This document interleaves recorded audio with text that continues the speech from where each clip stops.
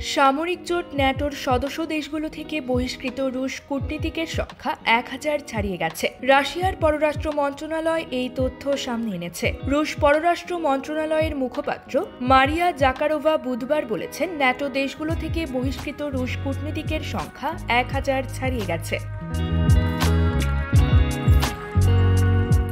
আজ যুক্তরাজ্যের স্বরাষ্ট্র সচিব জেমস ক্লিভারলি জানিয়েছেন, একজন রাশিয়ান কূটনীতি অঘোষিত সামরিক গোয়েন্দা কর্মকর্তা হওয়ায় তাকে যুক্তরাজ্য থেকে বহিষ্কার করা হবে। তিনি বেশ কয়েকটি রাশিয়ান কূটনৈতিক প্রিমিসেস বন্ধ এবং কূটনৈতিক ভিসার ক্ষেত্রে নতুন বিধিনিষেধের ঘোষণা দেন। স্বরাষ্ট্র সচিব জানান, সাসেক্সের একটি রাশিয়ান মালিকানাধীন সম্পত্তি সাইকোক্স হিথ হাউস এবং হাইগেটের বাণিজ্য ও প্রতিরক্ষা বিভাগ বন্ধের সিদ্ধান্ত নিতে যাচ্ছে সরকার। যুক্তরাজ্যের বেশ কয়েকটি রাশিয়ান মালিকানাধীন বিল্ডিং গোয়েন্দা উদ্দেশ্যে ব্যবহৃত হচ্ছে বলে ধারণা করা হয়। তাছাড়া যুক্তরাজ্যকে রাশোফোবিয়া ষড়যন্ত্র তত্ত্ব নিয়ে অবশ্যই সতর্ক অবস্থান নিতে হবে।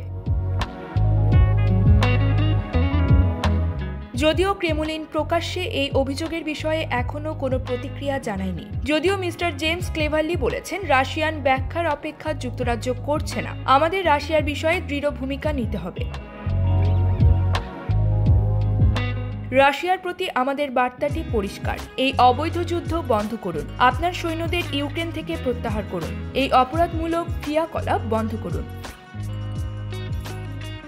News desk, UKBD time.